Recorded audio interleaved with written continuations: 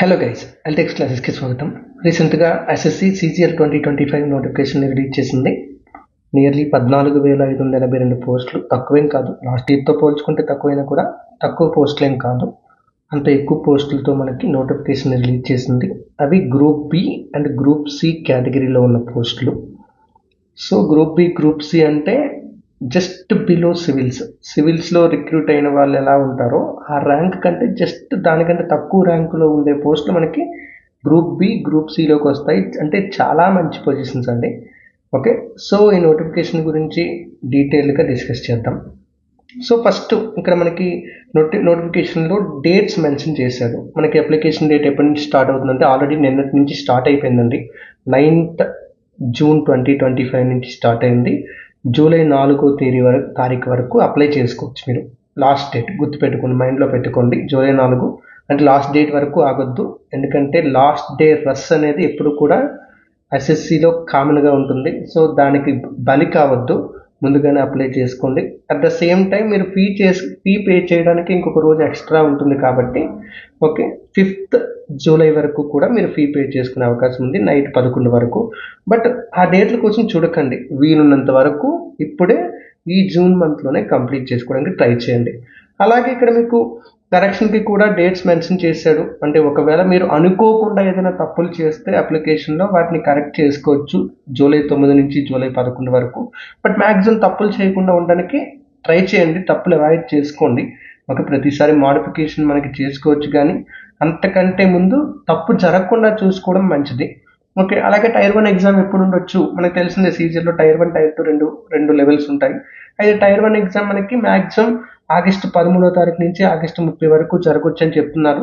Okay, ఇదే confirm అనుకోవచ్చు. ఏదో జరిగితే తప్పితే డేట్లు మారే అవకాశం లేదు. అండ్ టైర్ 2 ఎగ్జామ్ కూడా 2025 డిసెంబర్లోనే, అంటే ఈ ఇయర్లోనే మనకి టైర్ 2 కూడా కంప్లీట్ అయిపోతుంది. రెండు మీకు ఆన్లైన్ మోడ్లో అంటే కంప్యూటర్ బేస్డ్ ఎగ్జామ్స్గానే ఉంటాయి. ఓకే, సో ఇది మనకి డేట్స్కి సంబంధించిన విషయం. తర్వాత ఎన్ని వేకెన్సీస్ ఉన్నాయంటే 14,582 వేకెన్సీస్ ఉన్నాయని చెప్తున్నారు. ఇవి టెంటేటివ్ మాత్రమే. టెంటేటివ్ అంటే మేబీ వీటి సంఖ్య మారొచ్చు, ఏదైనా జరగచ్చు. ఓకే, అప్డేటెడ్ వేకెన్సీ అనేవి మనకి తర్వాత పబ్లిష్ చేయడం జరుగుతుందండి. ఇంకా ప్రెసెంట్ అయితే ఉన్న వేకెన్సీస్ 14,582. ఓకే, అండ్ ఇక్కడ మీకు చెప్తున్నారు ఒకవేళ మీకు జోన్ వైజ్ వేకెన్సీస్ కావాలంటే మనం ఇంకా జోన్ వైజ్గా స్టేట్ వైజ్గా వెళ్ళి వాళ్ళ డిపార్ట్మెంట్లు అడిగితేనే మనకు తెలుస్తుంది. సో వాటితో మీకు సంబంధం లేదు, ముందు ఈ వేకెన్సీస్ని చూసుకునే చదవడం మొదలు పెట్టండి. ఓకే, అలాగే ఇంకా పొజిషన్స్ ఏమేమి ఉన్నాయి ఇందులో చూసుకుంటే మీకు చెప్పాను, ఇది యూపీఎస్సీ లెవెల్. ఇంకా ఐఏఎస్ ఐపీఎస్లు వాళ్ళకంటే తక్కువ, వాళ్ళ కింద ఉండే పోస్టులు ఇవన్నమాట. అంటే లెవెల్ 7 చాలా హైయెస్ట్ అండి. ఇంకా చెప్పాలి అంటే ఓకే, లెవెల్ 7లో ఉన్న పోస్టులు ఉన్నాయి, లెవెల్ 6లో ఉన్న పోస్టులు ఉన్నాయి, లెవెల్ 5లో ఉన్న పోస్టులు ఉన్నాయి, లెవెల్ 4లో ఉన్న పోస్టులు కూడా. అంటే మొత్తం ఈ నోటిఫికేషన్లో ఉన్న ప్రతి పోస్టు కూడా మీకు greater than level 4, level 5, level 6, level 7. Okay, basic salary కూడా మీరు చూసుకుంటే లెవెల్ 4కి 25,500 నుంచి 81,100 వరకు ఉంటుంది. అది లెవెల్ 7కి అయితే బేసిక్ పే 44,900 నుంచి 1,42,400 వరకు కూడా ఉంటుంది. అండ్ మనకి 8th పే కమిషన్ వస్తే పెరగొచ్చు అని చెప్తున్నారు. అవన్నీ మనకు అవసరం లేదు, బట్ చూసుకోండి, చాలా మంచి పొజిషన్స్ అప్లై చేసుకోండి 100%. ఈ నోటిఫికేషన్ అయితే మిస్ అవ్వద్దండి.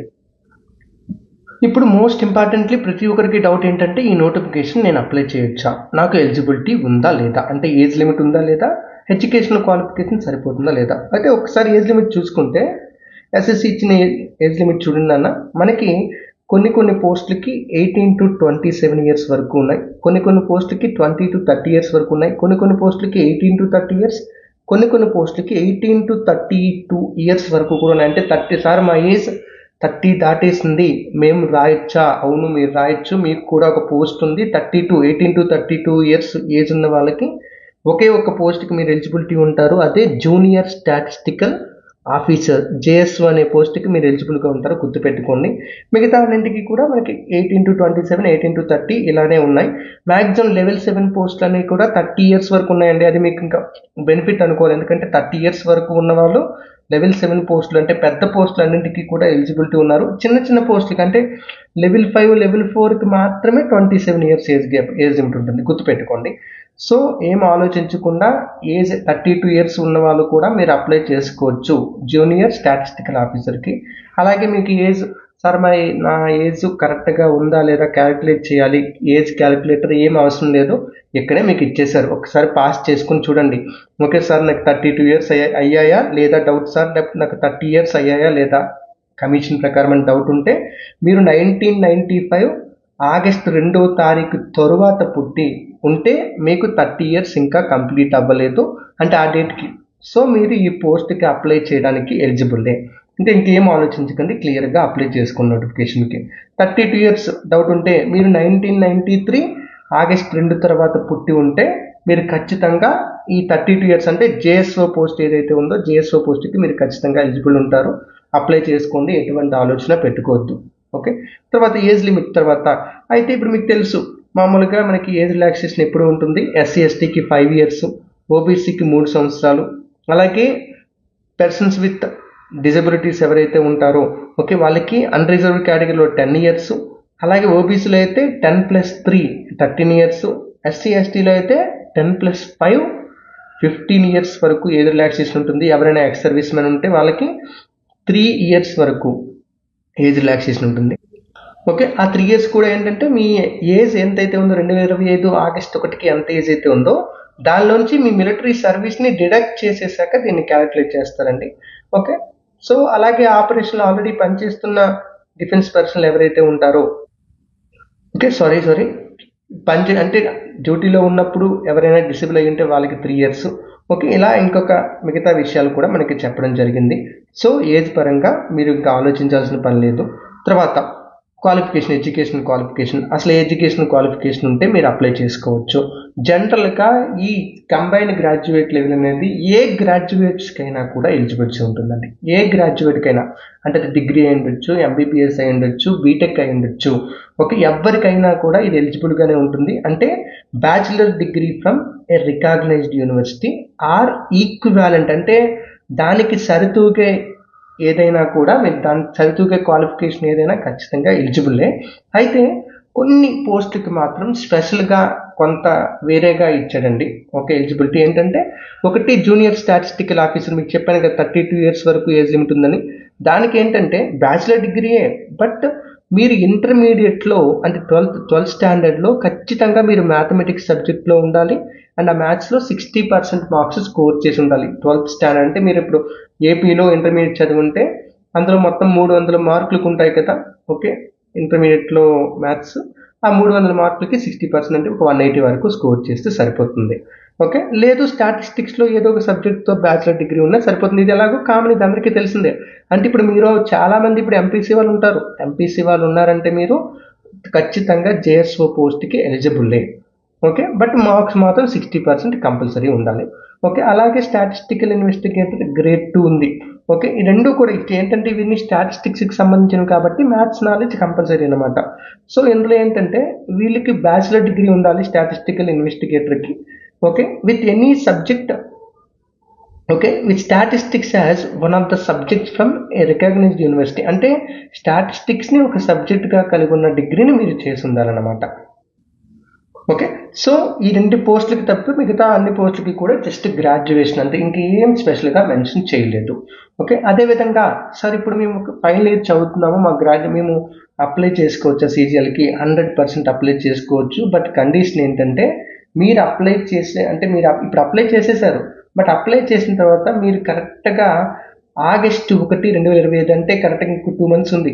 ఈ ఆగస్టు 1, 2025 కల్లా మీ చేతుల్లో సర్టిఫికేట్ ఉంది. అంటే మీ చేతిలో సర్టిఫికేట్ అని కాదు, మీకు మామూలుగా సర్టిఫికేట్ మీద డేట్ ఇస్తారు కదా. Okay, qualified as on 25th May 2025 అని ఇలాగా. సో అప్పటికల్లా మీకు ఒకవేళ సప్లైలు ఉన్నా క్లియర్ అయిపోవాలి, అన్నీ అయిపోవాలి అనమాట. సో అలా అయితే మీరు ఎలిజిబుల్ ఉంటారండి. లేదంటే మీకు ఒకవేళ సప్లై ఒకటి ఉండిపోయింది అంటే మీరు ఎలిజిబుల్ కాదు, అంటే ఆగస్టు 1 తర్వాత ఉండిపోతే. సో ఇది ఎసెన్షియల్ ఎడ్యుకేషనల్ క్వాలిఫికేషన్స్. అలాగే ఆంధ్రాలో మనకి తెలంగాణలో సెంటర్స్ ఎక్కడున్నాయి మీరు చూసుకుంటే అన్ని మ్యాక్సిమం అందరికీ అందుబాటులో ఉన్నాయండి. చీరాల, గుంటూరు, కాకినాడ, కర్నూలు, నెల్లూరు, రాజమండ్రి, తిరుపతి, విజయనగరం, విజయవాడ, విశాఖపట్నం ఇవన్నీ సెంటర్లు కూడా మనకు ఉన్నాయి. తెలంగాణలోకి వెళ్తే హైదరాబాదు, కరీంనగర్, వరంగల్, ఓకే, ఈ సెంటర్స్ ఉన్నాయి. అలాగే ఆంధ్రలో మళ్ళీ ఇంకా శ్రీకాకుళం, ఏలూరు, ఒంగోలు, కృష్ణగిరి ఇవి కూడా కనిపిస్తున్నాయి. సో పర్వాలేదు, మీ దగ్గరలో ఏదో ఒక సెంటర్ సెలెక్ట్ చేసుకొని అక్కడ మీరు ఎగ్జామ్ రాసుకోవడానికి అయితే అవకాశం ఉంది. ఓకే, అలాగే మీకు తెలిసిందే ఎస్ఎస్సి ఎప్పుడు కూడా తక్కువ ఫీజులతోనే ఎగ్జామ్ని కండక్ట్ చేస్తుంది. కేవలం ఫీజు 100 రూపాయలు మాత్రమే. అండ్ అది కూడా మళ్ళీ ఉమెన్ క్యాండిడేట్స్ ఎవరైతే ఉన్నారో వాళ్ళకి కానీ, లేదా ఎస్సీ, ఎస్టీ, లేదా persons with benchmark disabilities, ex servicemen, వీళ్ళందరూ కూడా they are exempted from payment of fee. వాళ్ళు ఎలాంటి ఫీజు కూడా పే చేయాల్సిన అవసరం లేదు. సో ఇదంతా కూడా మీకు ఎలిజిబిలిటీ ఉందా లేదా ఇదన్నింటికి సంబంధించింది. ఇప్పుడు ఇంకా ఎగ్జామినేషన్ యొక్క స్కీమ్ ఎలా ఉంటుంది చూసుకుంటే మీకు తెలుసు, ఎస్ఎస్సి మనకి ఎగ్జామ్ని 2 టైర్స్లో కండక్ట్ చేస్తుంది, 2 లెవెల్స్లో. ఒకటి టైర్ 1, 2 టైర్ 2, 2 టైర్స్లో కండక్ట్ చేస్తుంది. టైర్ 1 అనేది ఒక స్క్రీనింగ్ టెస్ట్ లాంటిది. అంటే మీరు జస్ట్ ఇందులో క్వాలిఫై అయ్యి టైర్ 2కి వెళ్ళడానికి మాత్రమే ఇది ఒక బ్రిడ్జ్ లాగా పనికొస్తుంది. టైర్ 2లో వచ్చే స్కోర్ ఏదైతే ఉంటుందో ఈ స్కోర్ని మీకు జాబ్ సెలెక్షన్ కోసం కన్సిడర్ చేస్తారు. So tier 2 is very important. But tier 1 కూడా ఇంపార్టెంట్, ఎందుకంటే ఇది క్వాలిఫై అవ్వకుండా మనం టైర్ 2లోకి వెళ్ళలేం. టైర్ 1లో ఖచ్చితంగా సెలెక్ట్ అయితేనే టైర్ 2లోకి వెళ్ళగలం. సో ఇప్పుడు మనకి టైర్ 3లో ఒకప్పుడు ఇవన్నీ ఉండేవి, ఇప్పుడు అవి ఏం లేవు. ఇంటర్వ్యూలు కానీ ఎలాంటివి లేవు. మీకు చాలా మందికి ఇంటర్వ్యూలు ఉన్నాయా అని డౌట్ వస్తుంది. ఇంటర్వ్యూలు కూడా ఎలాంటివి లేవండి. ఓకే, తర్వాత ఇప్పుడు టైర్ 1 ఎగ్జామినేషన్ చూసుకుంటే టైర్ 1 మొత్తం మనకి 200 మార్క్స్కి కండక్ట్ చేయబడుతుంది. 200 మార్క్స్కి 100 క్వశ్చన్స్ ఉంటాయి. 100 క్వశ్చన్స్, ఒక్కొక్క క్వశ్చన్ 2 మార్క్ లెక్కన మొత్తం 200 మార్కులకి ఎగ్జామ్ కండక్ట్ చేయబడుతుంది. సిలబస్ యాజ్ యూజువల్, ఓకే, అందరికీ అనుకూలంగా 4 sections. General intelligence and reasoning 25 questions, general awareness 25 క్వశ్చన్లు, యాప్టిట్యూడ్ అదే క్వాంటిటేటివ్ యాప్టిట్యూడ్ 25 క్వశ్చన్లు, ఇంగ్లీష్ కాంప్రహెన్షన్ 25 క్వశ్చన్లు, మొత్తం 100 క్వశ్చన్లు ఉంటాయి. 1 అవర్లో 100 క్వశ్చన్లు సాల్వ్ చేయాల్సి ఉంటుంది.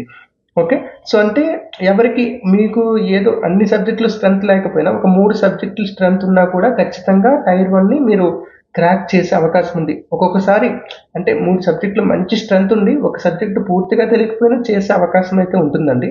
సో అలాంటి డౌట్లు కూడా పెట్టుకోవద్దు. సార్ మాకు కరెక్ట్గా యాప్టిట్యూడ్ రాదు, లేదా ఇంగ్లీష్ కరెక్ట్గా రాదు, పర్వాలేదు, ట్రై చేయండి, తప్పు లేదు. ఓకే, అంటే కొంచెం కష్టపడితే ఎలాగో ఇంకొక 1 మంత్ ఎగ్జామ్కి అయితే 2 మంత్స్ ఉంది కాబట్టి పర్వాలేదు. ఈ 2 మంత్స్లో మీరు ఆ సిలబస్ని కంప్లీట్ చేయగలుగుతారు.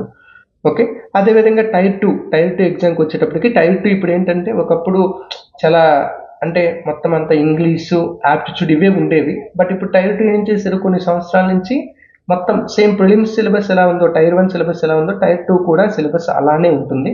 బట్ కొంచెం మాడిఫికేషన్ చేశారు, ఎక్కువ టైం కూడా ఉంటుంది టైర్ 2 ఎగ్జామ్. సో దాని స్కీమ్ ఎలా ఉంటుందో ఒకసారి చూద్దాం. సో టైర్ 2లో మనకి 2 పేపర్స్ ఉంటాయండి, పేపర్ 1, పేపర్ 2. ఈ పేపర్ 2 అనేది అందరికీ కంపల్సరీ కాదు, కేవలం మనకి junior statistical officer, statistical investigator ఎవరైతే ఉన్నారో వాళ్ళకి మాత్రమే మనకి ఉంటుంది. ఇంకా ఎవరికి కూడా మనకి ఈ ఎగ్జామ్ అయితే ఉండదు. పేపర్ 2 అయితే మీరు రాయాల్సిన అవసరం లేదు. ఒకవేళ మీరు జేఎస్ఓకి సెలెక్ట్ అయితే టైర్ 1లో మిమ్మల్ని జేఎస్ఓకి సెలెక్ట్ చేస్తే అప్పుడు పేపర్ 2 అటెంప్ట్ చేయాలి. ఓకే, అందులో స్టాటిస్టిక్స్ క్వశ్చన్స్ ఉంటాయండి, 100 క్వశ్చన్లు, ఒక్కొక్క క్వశ్చన్ 2 మార్కులు చెప్పిన 200 మార్కులకు ఉంటుందన్నమాట. ఓకే, అంతే. ఓకే, బట్ మిగతా అందరికీ కూడా అందరూ కంపల్సరీగా రాయాల్సింది పేపర్ 1. ఓకే, ఈ పేపర్ 1లో మనకి 2 సెక్షన్స్ ఉంటాయండి. ఓకే, 2 సెషన్స్ ఉంటాయి. ఓకే, 2 సెషన్స్లో ఏంటంటే ఫస్ట్ సెషన్, మొదటి సెషన్లో ఏమవుతుంది, మీకు మొత్తం ఒక కంటిన్యూస్గా నియర్లీ 2 hours 15 minutes అంటే కొంత గ్యాప్ ఇచ్చి 2 hours 15 minutes పాటు ఎగ్జామ్ అవుతుందండి. ఓకే, ఇందులో మీకు most important section 1 and section 2 ఈ 2 ఇంపార్టెంట్. ఎందుకంటే ఇవే మీకు మెయిన్ స్కోర్లో అంటే మీకు జాబ్ ఇవ్వడం కోసం కన్సిడర్ చేసేవన్నమాట. Okay, section 1 and section 2. Okay, section 1లో మీకు మ్యాథమెటికల్ ఎబిలిటీస్ 30 క్వశ్చన్లు ఉంటాయి. ఓకే, అయితే ఇక్కడ ఒక మేజర్ చేంజ్ ఏంటంటే టైర్ 1లో ఒక క్వశ్చన్ 2 మార్కులకు అయితే ఇక్కడ ఒక 3 మార్కులకు ఒక క్వశ్చన్ ఉంటుందండి. ఓకే, సో 30 క్వశ్చన్లు ఉంటాయి. అలాగే రీజనింగ్ అండ్ జనరల్ ఇంటెలిజెన్స్ 30 క్వశ్చన్లు ఉంటాయి. మొత్తం 60 క్వశ్చన్లు 180 మార్కులకు ఉంటాయి సెక్షన్ 1. అయితే గుర్తుపెట్టుకోండి, ఈ సెక్షన్ 1 మీకు ఏంటంటే మీరు ఎగ్జామ్కి వెళ్ళి మీ ఎగ్జామ్ని స్టార్ట్ అని కొట్టగానే ఫస్ట్ మీకు సెక్షన్ 1 ఓపెన్ అవుతుంది. ఓకే, సెక్షన్ 1 ఓపెన్ అయ్యాక ఫస్ట్ 1 అవర్ పాటు మీకు కేవలం సెక్షన్ 1 కనిపిస్తుంది, సెక్షన్ 2 కనిపించదు. ఓకే, సో సెక్షన్ 1 మీరు ఖచ్చితంగా ఈ 1 అవర్లోనే కంప్లీట్ చేసేయాలి. సో 1 అవర్ కంప్లీట్ అయిన తర్వాత వెంటనే మీకు సెక్షన్ 2 ఓపెన్ అవుతుంది. సెక్షన్ 2లో ఏంటంటే మళ్ళీ 2 సబ్జెక్టులు ఉంటాయి. ఒకటి English language as well as English comprehension, రెండోది జనరల్ అవేర్నెస్. ఇందులో వెయిటేజ్ ఎక్కువ ఎవరికి అంటే ఇంగ్లీష్కి ఎక్కువ. ఇక్కడ 70 క్వశ్చన్లు ఉన్నాయి ఈ సెక్షన్ 2లో, బట్ ఎక్కువ వెయిటేజ్ ఇంగ్లీష్కి అండి. 45 క్వశ్చన్లు ఉంటాయి. ఓకే, 20 క్వశ్చన్లు మీకు 25 క్వశ్చన్లు జనరల్ అవేర్నెస్లో ఉంటాయి. అంటే మొత్తం ఇక్కడ 70 క్వశ్చన్లు ఉన్నాయి. 70 క్వశ్చన్లు 3 మార్కుల లెక్కన 210 మార్కులు అనమాట. ఓకే, సో ఇది సెక్షన్ 2. ఈ సెక్షన్ 2 అనేది కూడా 1 అవర్ టైంలోనే మనకి కంప్లీట్ చేయాల్సి ఉంటుంది. ఓకే, ఇక్కడ 70 క్వశ్చన్లు 1 అవర్లోనే కంప్లీట్ చేయాలి. అంటే ఇక్కడ మ్యాథ్స్ లాంటివి ఏం లేవు కాబట్టి ఈజీగా టైం తొందరగా సరిపోతుంది మనకి, దానికి ఎలాంటి ప్రాబ్లం లేదు. ఓకే, ఇప్పుడు మీకు సెక్షన్ 2 కూడా అయిపోయిన తర్వాత కొంత గ్యాప్ ఇచ్చి సెక్షన్ 3 కండక్ట్ చేస్తారు. ఇదే మనకి కంప్యూటర్ నాలెడ్జ్ టెస్ట్ అనమాట. ఓకే, సారీ, సెక్షన్ 3 కూడా వెంటనే వచ్చేస్తుంది. ఇది 15 మినిట్స్ ఉంటుంది అనమాట సెక్షన్ 3. ఓకే, ఇందులో 20 క్వశ్చన్లు ఉంటాయి 60 మార్కులకి. ఓకే, ఇది కూడా చాలా ఈజీగా, అంటే కొన్ని కంప్యూటర్ నాలెడ్జ్ ఉందా లేదా అంటే దానికోసమే ఎగ్జామ్ కండక్ట్ చేస్తారు. సో కంప్యూటర్ నాలెడ్జ్ టెస్ట్ ఇది ఒక క్వాలిఫైయింగ్ ఎగ్జామ్ మాత్రమే. ఓకే, అలాగే ఇప్పుడు అది అయిపోయిన తర్వాత మీకు కొంత గ్యాప్ ఇస్తారు, ఒక 10 మినిట్స్ 15 మినిట్స్ గ్యాప్ ఇచ్చి అప్పుడు సెషన్ 2 స్టార్ట్ అవుతుంది. ఇందులో సెక్షన్ 4 డెస్ట్ టెస్ట్ అనమాట, డేటా ఎంట్రీ స్పీడ్ టెస్ట్. అంటే సింపుల్ మనం టైపింగ్ టెస్ట్ అంటాం కదా, టైపింగ్ టెస్ట్ అంతే. ఓకే, ఇందులో మీరు 2000 పదాలు టైప్ చేయాల్సి ఉంటుంది, 2000 క్యారెక్టర్స్ అనమాట, 2000 క్యారెక్టర్స్ని టైప్ చేయాల్సి ఉంటుంది. అంతో మీకు 20% వరకు, అంటే ఓపెన్కి అయితే 20% వరకు పర్మిసిబుల్ ఎర్రర్ అయితే ఉంటుంది. ఓకే, సో అది క్వాలిఫైయింగ్ నేచర్. జస్ట్ సెక్షన్ 3 కానీ సెక్షన్ 4 కానీ రెండు కూడా క్వాలిఫైయింగ్ నేచరే. సో మనకి మెయిన్ స్కోర్ కన్సిడర్ చేసేది సెక్షన్ 1 అండ్ సెక్షన్ 2. అంటే 180 + 210 అంటే 390 మార్క్స్ మనకి మెయిన్ స్కోరు. దీనిలోనే మీకు కట్ ఆఫ్ని సెలెక్ట్ చేస్తారు. ఈ 390లో 300 వచ్చాయా, 310 వచ్చాయా, 320 వచ్చాయా, వాటిని బేస్ చేసుకుని మీకు పోస్టింగ్ అయితే ఇవ్వడం జరుగుతుంది. ఓకే, అయితే ఇక్కడ మీరు గుర్తుపెట్టుకోవాల్సిన ఇంకొక విషయం ఏంటంటే మీకు టైర్ 1లో నెగిటివ్ మార్కింగ్ ఎంత ఉంటుందండి, 0.5 నెగిటివ్ ఉండేది. ఎంత అంటే 0.5 అంటే 1/4 అనమాట. ఓకే, పాజిటివ్ అయితే 2 మార్క్స్, నెగిటివ్ అయితే 0.5 అంటే 1/4 మాత్రమే నెగిటివ్ ఉంటుంది. బట్ టైర్ 2లోకి వచ్చేటప్పటికి ఏంటంటే ఇక్కడ నెగిటివ్ కొంచెం పెరుగుతుందండి. Okay, negative marking of 1 mark for each wrong question. అంటే అర్థం ఏంటి, 1/3 అనమాట. 1/3 నెగిటివ్ అంటే పాజిటివ్ అయితే 3 మార్క్స్ వస్తాయి క్వశ్చన్కి. ఓకే, నెగిటివ్ అయితే మాత్రం 1 మార్క్ పోతుంది. ఓకే, ఇది ఖచ్చితంగా గుర్తుపెట్టుకోండి. ఓకే, ఇది ఇంపార్టెంట్ పాయింటే ఖచ్చితంగా. ఓకే, అలాగే మోస్ట్ ఇంపార్టెంట్ పాయింట్ ఇక్కడ మీరు నోట్ చేసుకోవాల్సింది ఏంటంటే it will be mandatory for the candidates to qualify all the sections of paper 1 separately.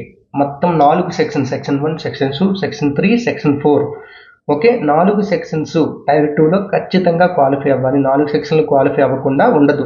Okay, first ఏంటంటే మీకు సెక్షన్ 1ని కన్సిడర్ చేస్తారు. సెక్షన్ 1 క్వాలిఫై, సెక్షన్ 2 కూడా క్వాలిఫై అయ్యారనుకోండి, అప్పుడు మీకు సెక్షన్ 3కి సెక్షన్ 4కి వెళ్తారు. ఇవి కూడా క్వాలిఫై అయితే అప్పుడు మిమ్మల్ని జాబ్ కోసం, పోస్టింగ్ కోసం కన్సిడర్ చేస్తారండి.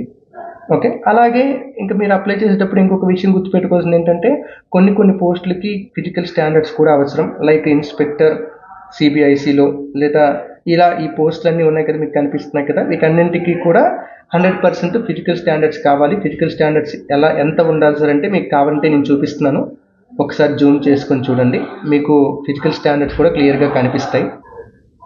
సో ఇప్పుడు మీకు ఇంకా ఈ కోచింగ్ ఇంకా 2 months మనకి ప్రిలిమ్స్కి ఉంది, మెయిన్స్కి అయితే ఇంకా 6 months వరకు టైం ఉంది. కాబట్టి మీకు ఇప్పుడు ఖచ్చితంగా ఒకవేళ కోర్స్ జాయిన్ అవుతాం, మేము ఇంతవరకు కూడా కోర్స్ ఎక్కడ తీసుకోలేదు అని మీకంటే ఓకే, ఇదిగోండి మీకు LTX క్లాసెస్. ఓకే, ఆఫ్లైన్ మోడ్లో, ఆన్లైన్ మోడ్లో, 2 మోడ్లో కూడా ఈ కోర్సును మీకు అందిస్తుంది. ఆన్లైన్ మోడ్లో అయితే SSC కోర్స్ 15,000 రూపాయలకే మీకు లభిస్తుందండి. లేదు బ్యాంకు, SSC, RRB అన్నీ కలిపి తీసుకుంటామా 20,000కి. ఓకే, అదే ఆఫ్లైన్ మోడ్లో అనుకోండి, SSC 20,000 రూపాయల్లో మీకు అందుబాటులో ఉంది. మీకోసం ఫ్రెష్గా క్లాసెస్ కూడా స్టార్ట్ అవుతాయి. ఓకే, అలాగే బ్యాంక్ ప్లస్ SSC అయితే జస్ట్ 25,000 పే చేసుకుంటే మీరు ఈ బ్యాంక్ ప్లస్ SSC కోర్స్ని మీరు పొందవచ్చు. ఓకే, అండ్ రిమెంబర్ వీటిని మీరు రెండింటిని కూడా EMI రూపంలో పే చేసుకునే అవకాశం కూడా ఉంది. ఇంకెందుకు ఆలస్యం చేస్తున్నారు, కింద కనిపిస్తుంది కదా నెంబర్ 7893899553కి కాంటాక్ట్ చేయండి, లేదా LTX క్లాసెస్ యాప్ని డౌన్లోడ్ చేసుకోండి. ఇంకా ఏ డౌట్స్ ఉన్నా కూడా కింద కామెంట్స్లో చెప్పండి, వాటితో సెపరేట్గా వీడియో చేద్దాం. అలాగే మీకు సార్ మాకు సిలబస్ అనాలిసిస్ కావాలి, GS, మ్యాథ్స్ ఇవన్నీ కూడా సిలబస్ అనాలిసిస్ కావాలంటే అది కూడా కామెంట్ సెక్షన్లో చెప్పండి. మీకు ఏ డౌట్ ఉన్నా చెప్పండి, అది మళ్ళీ మేము కన్సిడర్ చేసి వీడియో కట్ చేస్తాం. Okay, thank you.